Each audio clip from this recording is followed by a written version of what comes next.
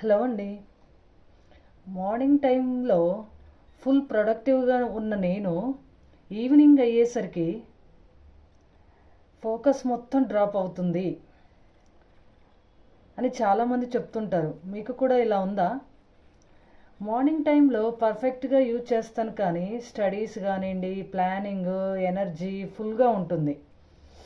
But lunch అయ్యాక time slow అయిపోతుంది. అలానే ఫోన్ చూస్తూనే టైం అయిపోతుంది. ఈ ఈ ఆఫ్టర్ నుంచి ఈవినింగ్ టైం కూడా చాలా ప్రొడక్టివ్గా ఉండాలని నేను ట్రై చేస్తున్నాను, కానీ నా వల్ల అవ్వట్లేదు. ఇది ఈ ప్రాబ్లం ఎఫర్ట్లో కాదండి, మీ మైండ్ సెట్లో ఉంది.